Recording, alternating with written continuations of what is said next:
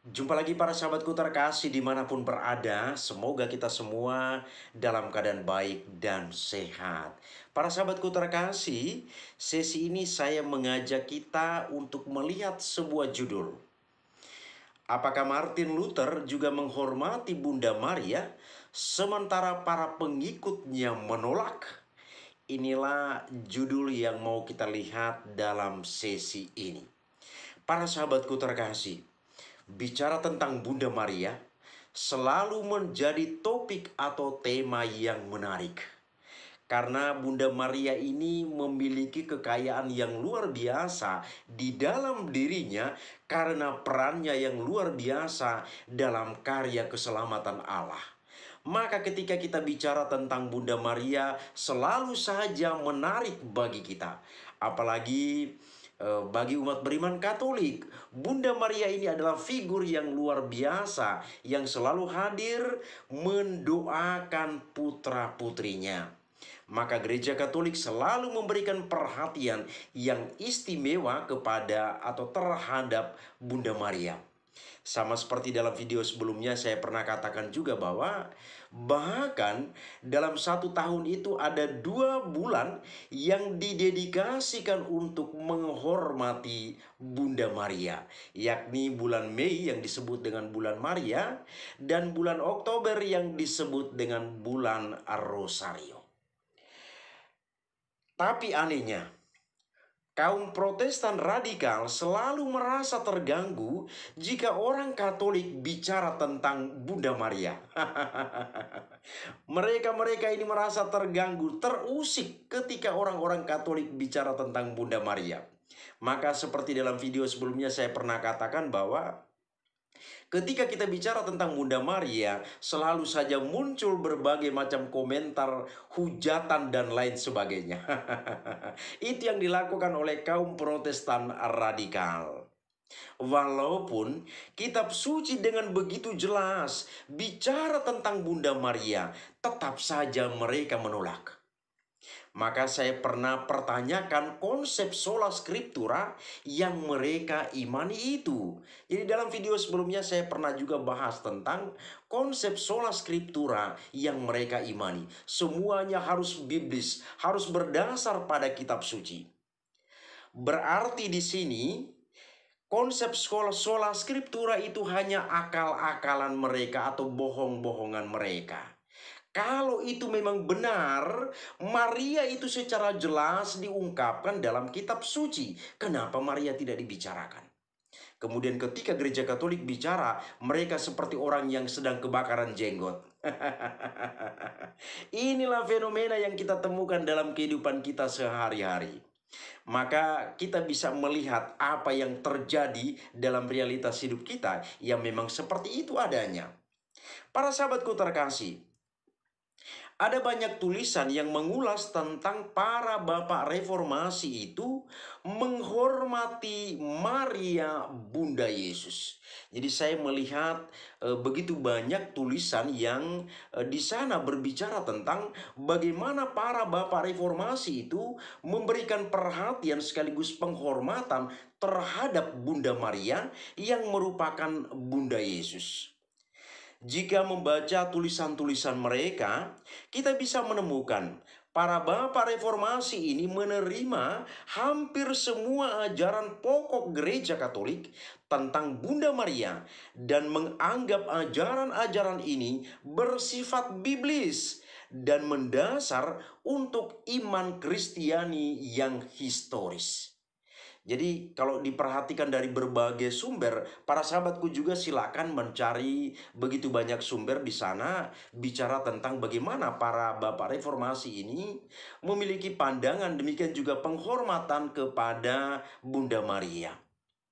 Di sini kita beri perhatian secara khusus terhadap pandangan Martin Luther kepada atau terhadap Bunda Maria.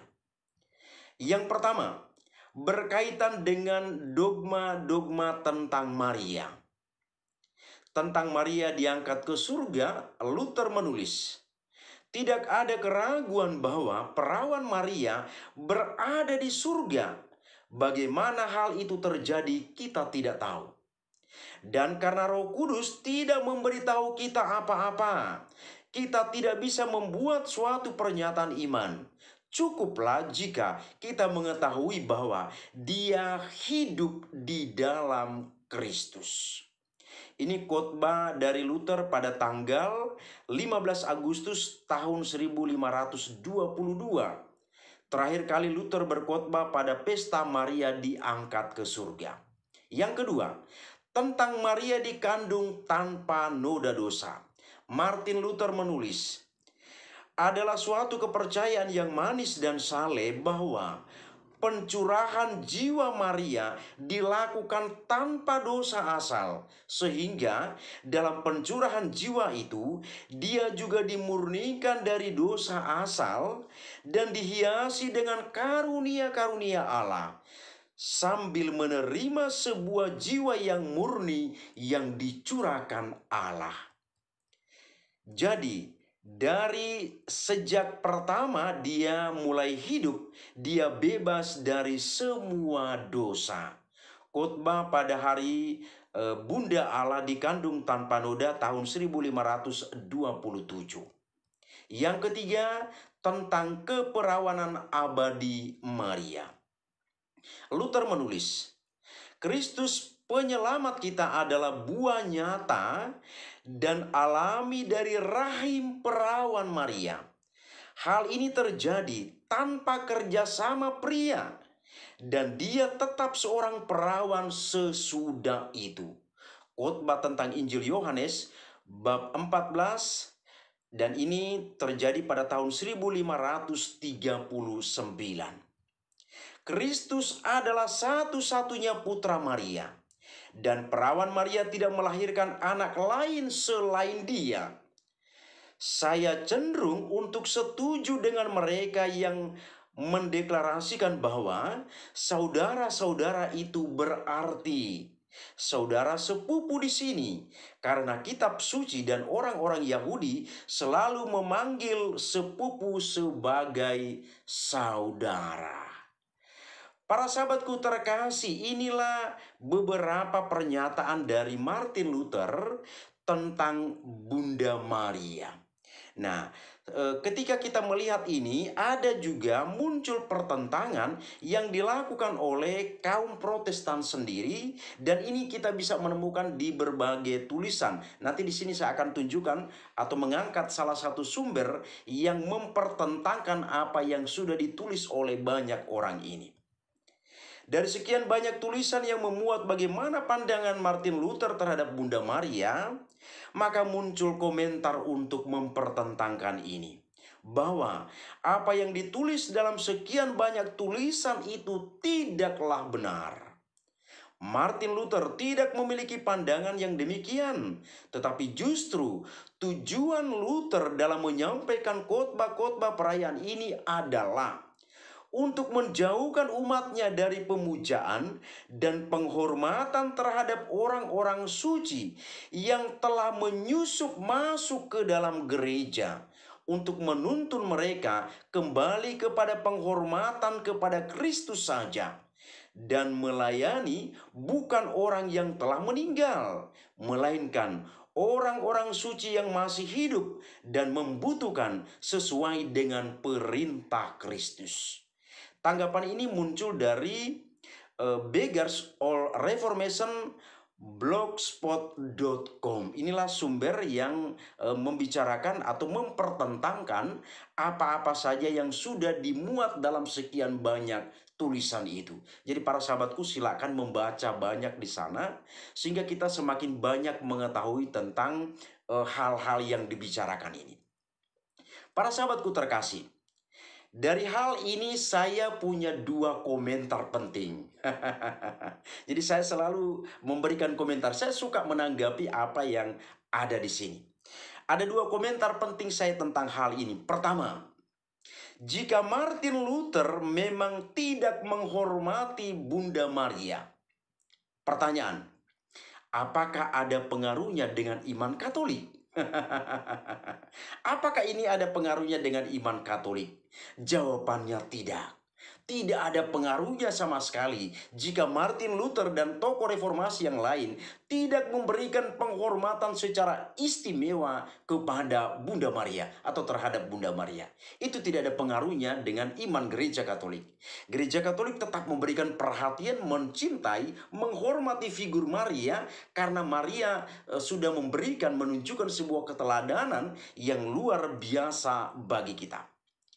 Mau orang tidak menghormati Bunda Maria, orang menghina Bunda Maria, dan bahkan menghujatnya, itu urusan pribadi masing-masing orang itu. Jadi ini sekali lagi tidak ada pengaruhnya dengan iman kekatolikan. Mulai dari Vatikan sampai ke seluruh penjuru dunia, Gereja Katolik sama-sama semuanya menghormati, mencintai Bunda Maria. Gereja Katolik menerima, menghormati, dan mencintai Bunda Maria karena pertama, Allah sendiri saja menghormati Bunda Maria. Jadi siapa rupanya kita ini? Makanya tidak menghormati Maria. Allah sendiri saja menghormati Bunda Maria. Allah Bapa sendiri menghormati Bunda Maria. Kita ini siapa rupanya? Jadi kita yang tidak menghormati Bunda Maria. Dan hal ini jelas terungkap pada saat malaikat Gabriel mengunjungi Maria. Pada saat itu malaikat Gabriel yang merupakan perwakilan dari Allah sendiri hadir menyapa Maria. Salam, hai engkau yang dikaruniai. Saya pernah bicarakan ini juga dalam video sebelumnya. Hanya Maria yang mendapat sapaan atau salam yang begitu hormat dari Allah sendiri. Cari nanti di dalam Alkitab itu mulai dari Kejadian sampai Wahyu, siapa di sana yang mendapat sapaan yang sama seperti yang dilakukan terhadap Bunda Maria? Kalau ada silakan ditulis di kolom komentar video ini. Kalau ada silakan ditulis. Kedua, Bunda Maria mengambil peran istimewa dalam sejarah keselamatan, yakni dengan menyediakan rahimnya bagi kehadiran atau kelahiran juru selamat. Dan para sahabatku terkasih, bahkan juru selamat sendiri pun begitu menghormati wanita ini. Juru selamat sendiri pun begitu menghormati wanita ini. Dan ini terungkap dengan jelas dalam pesta perkawinan di Kana. Sudah berulang kali saya bicara tentang hal ini. Kita lihat dalam perkawinan di Kana itu, tuan pesta mengalami kehabisan anggur. Di dalam kecemasan, kekhawatiran mereka, Bunda Maria melihat, membaca situasi ini. Lalu dia berkata kepada Yesus putranya, "Anakku, mereka kehabisan anggur." Lalu apa yang terjadi selanjutnya? Yesus dengan mendengarkan, menghormati ibunya, akhirnya melakukan mujizat pertamanya, yakni mengubah air menjadi anggur. Ini luar biasa para sahabatku terkasih. Maka saya katakan, Allah Bapa sendiri saja menghormati Maria. Allah Putra sebagai juru selamat sendiri juga menghormati Bunda Maria. Lalu kita ini siapa? Kok kita yang congkak, kita yang tidak menghormati Maria? Kita ini siapa rupanya? Jawaban yang kedua atau komentar saya yang kedua. Jika Martin Luther benar-benar menghormati Bunda Maria, maka kaum Protestan sudah melakukan sebuah kesesatan karena sudah bertolak belakang dengan ajaran pendirinya. Jadi seandainya benar bahwa Martin Luther dan tokoh reformasi yang lain betul-betul memberikan penghormatan, penghargaan kepada Bunda Maria, maka para pengikutnya ini sudah melakukan sebuah kesesatan besar. Karena apa? Tidak meneruskan apa yang dilakukan oleh pendirinya. Kemudian yang berikut, kaum Protestan di sini sudah melebihi Allah. Karena Allah Bapa dan Allah Putra sendiri saja menghormati Maria. Tetapi mereka tidak. Ya luar biasa ya orang-orang Protestan ini ya, luar biasa. Mereka menolak Bunda Maria. Terlebih Protestan yang radikal itu, mereka menolak Bunda Maria. Jadi mereka melebihi Allah. Allah Bapa dan Allah Putra sendiri menghormati Maria, tetapi mereka tidak. Mereka bahkan menghujat Bunda Maria ketika orang Katolik bicara tentang Bunda Maria. Lihatlah sinkronnya iman mereka ini. Lihatlah apa yang terjadi itu. Kemudian yang berikut, kaum Protestan adalah antikristus itu sendiri. Karena apa? Menolak wanita yang melalui rahimnya hadir juru selamat. Maka kaum Protestan di sini, Protestan radikal di sini sebenarnya mereka lah kelompok antikristus itu sendiri. Kedua, mereka menolak wanita yang sungguh dikasihi oleh Kristus. Kita disebut Kristen karena mengikuti Kristus. Mereka selalu menyebut Kristen, pengikut Kristus, tapi ibunya sendiri tidak mereka hormati. Sangat miris. Saya buat sebuah ilustrasi ataupun analogi sederhana untuk kita. Saya secara pribadi misalnya, ini sebuah contoh. Kemana-mana saya selalu diagung-agungkan, dihormati, dibanggakan oleh orang lain. Karena saya punya pengaruh untuk mereka. Ada andil saya bagi kehidupan mereka. Tapi ibu yang melahirkan saya itu di belakang saya, kelompok yang sudah saya tolong ini, saya bantu, yang selalu menghormati saya ini, di belakang saya mereka menjelek-jelekin ibu saya. Mereka menghina ibu saya.